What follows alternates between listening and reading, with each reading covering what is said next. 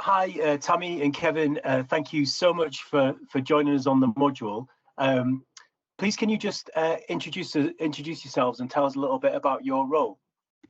I'm Kevin Ball. I'm Senior Research Officer at HM Probation. So my job is to produce original research and review the evidence base for our inspectors and for the wider public. Hi, I'm Tammie Burroughs. I'm the Effective Practice Lead for HMIP, and my role is about finding the good practice and sharing that. Fantastic. Thank you, Tammie. Thank you, Kevin. So I'm going to leap in there straight away with the first question. So why do we do assessments in probation?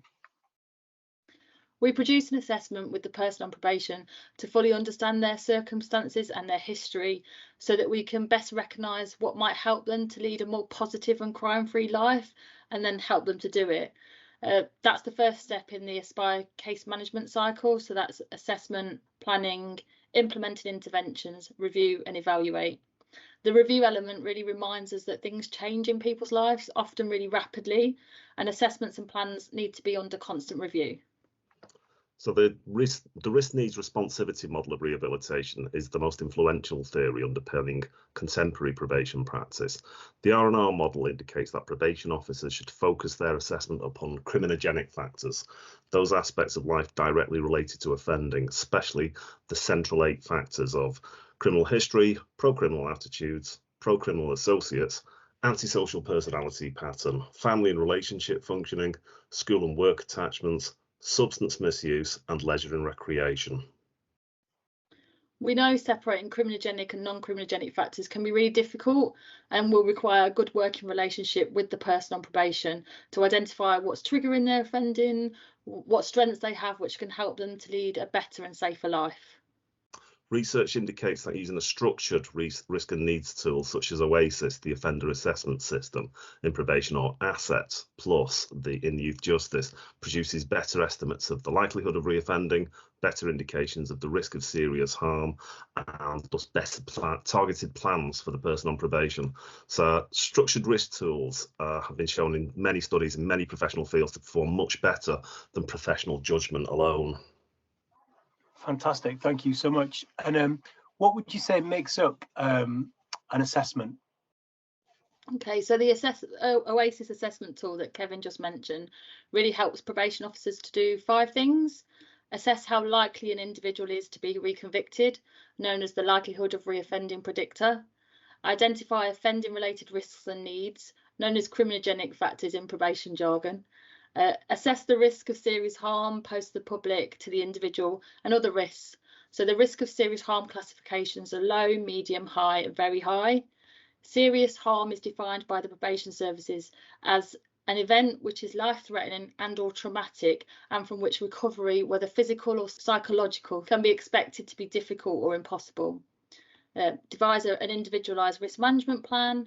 Link the assessment of needs and risks to a sentence plan to inform the work to be done under supervision. As part of that, it's really important the probation practitioner helps people to understand what triggers these risks, what adds fuel to them, and what can reduce them. Therefore, the assessment should also explore the individual's resources, their strengths, and their protective factors. There's also a self-assessment questionnaire at the end of OASIS that the person on probation completes. It's notable that people on probation are less likely to identify criminogenic factors than probation officers and are less likely to believe that they will reoffend than the official statistics suggest. So this viewpoint could be a useful start for a conversation about the person's lifestyle and the risks and the opportunities that they face in their life.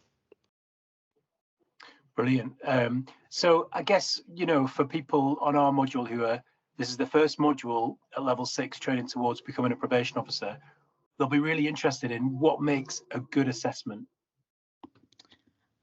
A good assessment really gives you an indication of what the person's like. So it should be co-produced by the probation officer and the person on probation. Ideally, the result of a trusting and warm relationship to get those disclosures.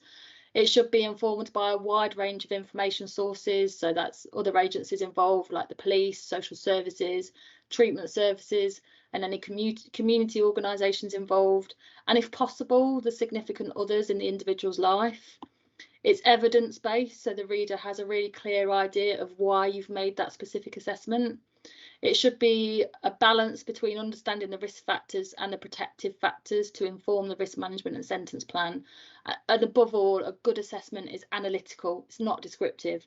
The assessment should really dig into the person's patterns of behaviour, their underlying causes, the abilities and motivation to change, the person's diversity and individual needs, their social capital, a term for their key relationships in their lives and the strengths that the person can deploy, and their capacity to comply with any sentence given. It's also important to remember that assessments should be dynamic, as risks, strengths and protective factors can and do change. So assessments are under constant review, so you can be alert to change in the person's life in each contact. HM Probation has published standards, which are a guide for practitioners of what a good assessment looks like based upon the evidence base. If you just Google HM Probation standards, you'll find them really easily. Brilliant. Sorry, I've got another thing to add. There's a whole list of things, but I think it's also really important to be aware of judgments you're making and have an understanding of your own professional competence. And a good way of doing that is reflective practice, whether that be with peers, with development officers and line managers who can help you to evaluate your practice. Brilliant point. Yeah, so I was just talking about high accountability and high learning and reflection, and that partly comes through work with your senior probation officer. So yeah, that's a really important point to make. Another one that I've touched on in the session as well, and you guys will have a view on this as well, is how far should we use discretion? I think the public and the person on probation really depend upon a probation officer's sound professional judgment to protect everyone from the effects of crime. An investigative and analytical mindset, sometimes called professional curiosity, is a really key requirement for probation work. Assessment using structured tools and the analytical mindset allows us to be transparent about how we've weighed up the evidence, about the risks and strengths for the person, and as such our decisions will be defensible, especially if we need to override computerized indicators. So we're all subject to bias and human error, and there's two biases that should especially concern probation professionals. Firstly, optimism bias. So we've seen in inspections how probation officers often minimise major risks such as escalating drug misuse or a personal crisis. We often see it also in assessment reviews that are over-optimistic about very small improvements in lifestyle or attitudes. And the second bias is dread risks. Probation officers are regularly faced with emotionally draining and quite fearsome behaviour. Avoidance, such as not talking about the risks in supervision or being frozen into inaction, are great temptations that we have to resist in practice. We have an excellent paper by Professor Hazel Kempshaw on our website that covers the major forms of bias and error in probation practice and how you can counter them so you can be more confident that you're making defensible decisions. Brilliant, thanks both. And yeah, the academic insights papers are a brilliant resource. So glad that you're doing that. Does the risk focus preclude a strength focus? No, not at all. There's no necessary contradiction between the risk needs responsivity model and the insights of the desistance movement in probation and criminal justice in general. So there's another paper on our website, again by Professor Hazel Kempshaw, I'll keep name checking her, who argues that identifying people's strengths and the social capital in assessment and sentence planning, that enhances the work to contain risk of serious harm and facilitates rehabilitation and desistance. No contradiction at all. I absolutely agree. Probation work can really help ease the pains of desistance, helping to overcome stigma and shame, reducing isolation and loneliness. Assessments should identify escape routes from offending based on the person's interests and their needs. More constructive use of time can only increase public safety. So for me, it's really important to blend the approaches. Both risks and strengths should be in your thinking. Your assessment of the individual will lead on to more a focus on risk management or desistance, depending on the information available at that time. And that's most likely to fluctuate during your supervision. I like to think of it as like a dimmer switch where you turn it up and down depending on what's going on. If you can facilitate a person's understanding of their own risk and how to safely manage that, and then help shape or strengthen a non-offending identity, that is more likely to be sustained after any statutory intervention. Brilliant. I think the metaphor of a dimmer switch is genius. I think people latch onto that and find that helpful, Tammie. What about disproportionality then? Yeah, I think it's a really important issue to discuss. I think most people on probation have been the subject of injustice in their lives, whether that be through racism, other forms of discrimination, adverse childhood experiences, adult trauma, poor experiences in state care. So the assessment process should really capture those experiences to understand the offending behaviour in that context and analyse the impact of that completing the sentence and moving forward in their lives. That may be difficult in some cases. So, for example, in racism, where visible ethnic minorities have reasonable grounds to mistrust state agents. So that's going to be a really big test of engagement skills and that ability to build a trusting working relationship. So the use of lived experience consultants might help such engagement. We need to be cautious about the use of algorithms in criminal justice. So algorithms are computerized rules which generate a decision. Algorithms are based upon historic data. So that historic data is often simply the digital record of injustice by the criminal justice system, by police, prosecutors, and by probation itself.